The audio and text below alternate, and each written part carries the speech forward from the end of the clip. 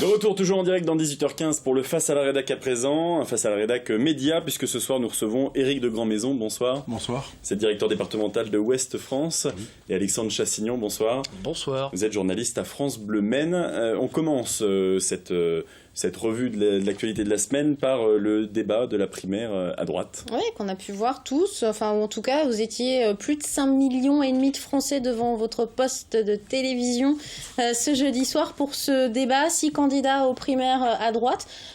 Tout simplement, vous en avez pensé quoi, vous, de ce débat, Alexandre Chassignon? C'était le tour de chauffe, parce que c'était le premier débat de la première primaire de la droite et du centre, donc tout le monde se découvrait, y compris les candidats, alors qu'ils se connaissent très bien, mais qui découvraient l'exercice, le fait d'être là tous les 7, avec cette formule où ils devaient s'adresser la parole 1 minute à chaque fois.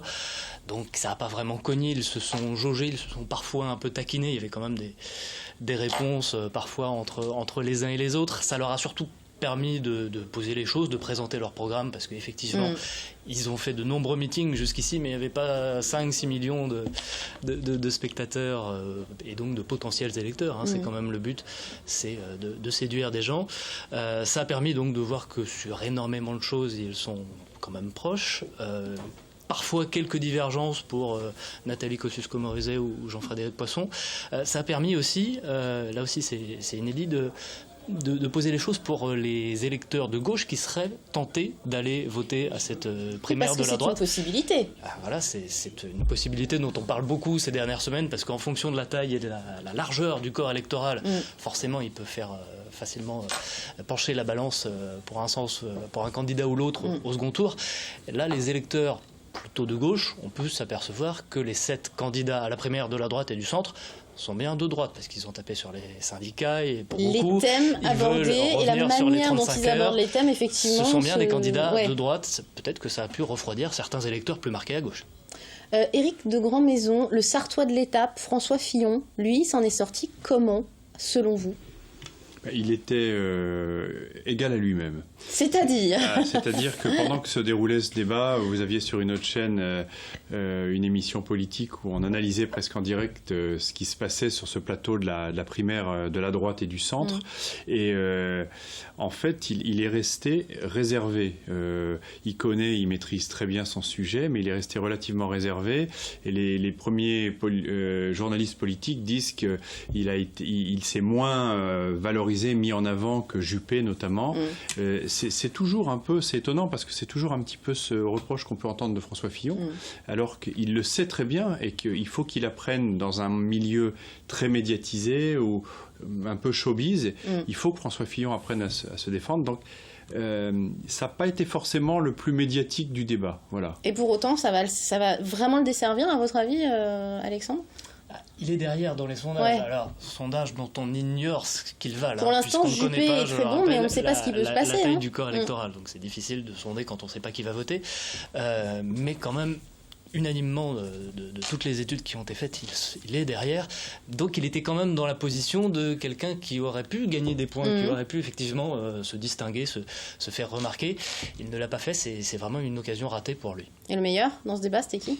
Mais je sais pas, il faudrait quand même juste distinguer une petite précision. Il y a la cote de popularité et puis il y a des sondages sur la primaire. Comme on ne sait pas qui sonder, les sondages sur la primaire, à mon avis, il faut s'en méfier un peu.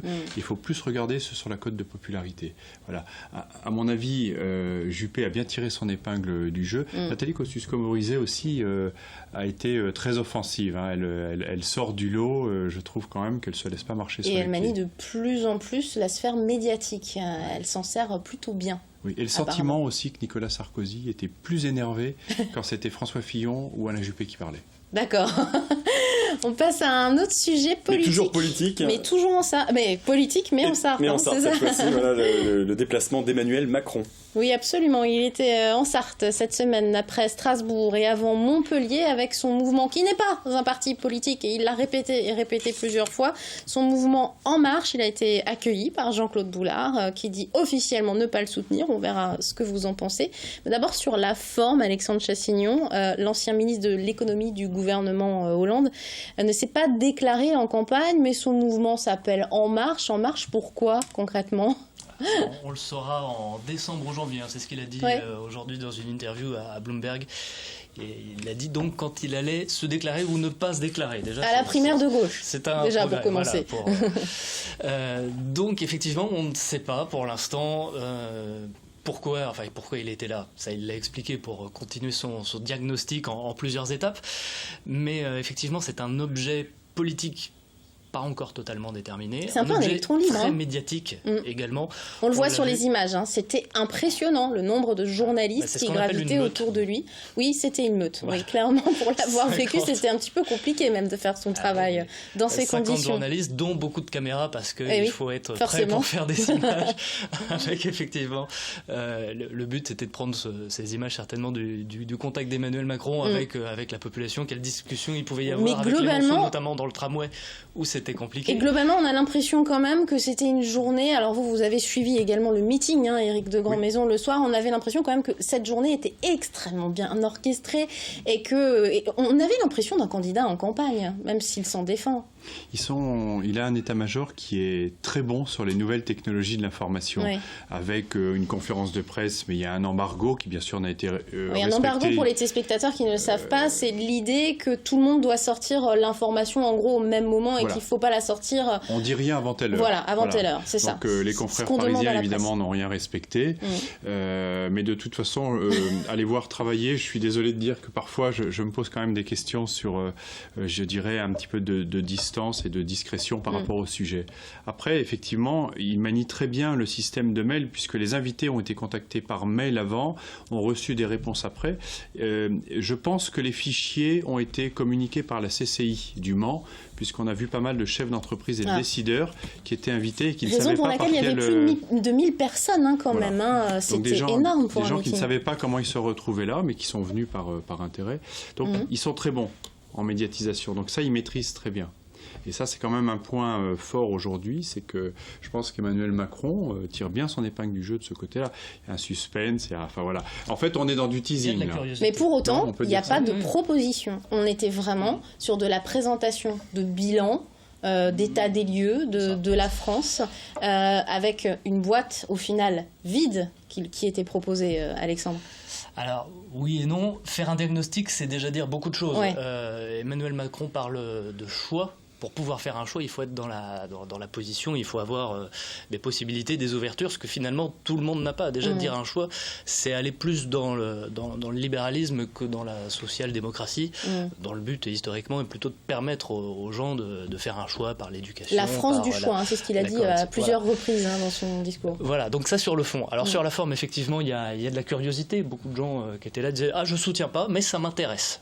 Et Jean-Claude Boulard, alors pour vous, il le dit aussi. Il le dit aussi. Je ne soutiens pas, mais je l'accueille parce qu'il est intéressant.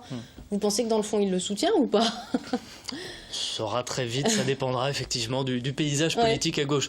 Ce qu'on peut dire, parce qu'effectivement 1000 personnes, Emmanuel Macron revendique 88 000 adhérents pour son mouvement En Marche en France. J'ai fait une règle de 3. Si on est dans la moyenne en Sarthe, ça fait 760 personnes, 760 adhérents à ce mouvement. Ça paraît énorme. Sachant, précision importante, que l'adhésion est gratuite. Donc ça peut être des sympathisants, des gens qui simplement sont curieux, veulent avoir des nouvelles, savoir ce qu'il fait, ce qu'il propose. Et pour l'instant, effectivement, ça reste très flou de ce point de vue-là. Bon, on n'a pas le temps d'aller beaucoup plus loin, mais beaucoup de choses d'un point de vue politique cette semaine et la venue, la semaine prochaine, parce que ça continue, on commence à vraiment être dans le cœur de la campagne et des primaires à droite comme à gauche, avec l'arrivée de Nicolas Dupont-Aignan, le leader du mouvement Debout la France. Oui. Vous savez que la Sarthe, c'est bien de le rappeler, c'est un département qui intéresse tous les états-majors politiques parce que la Sarthe est réputée pour avoir un vote dans la moyenne nationale. Qui est très représentatif du vote des Français. Voilà. Je pense que ça les intéresse. Puis c'est pas loin de Paris. Voilà, c'est pratique. Merci, messieurs, 1000 fois d'être venus sur ce plateau. C'est la fin de ce Face à la Rédac. Lundi, on parlera sport avec notre invité Anthony Lebouleux, champion de France de Muay Thai, donc la boxe thaï, en 2014, sélectionné pour les championnats d'Europe. Le Manceau nous disait hier par téléphone qu'il vise carrément une médaille. Il viendra nous parler de ses attentes vis-à-vis des championnats d'Europe. Ce sera lundi.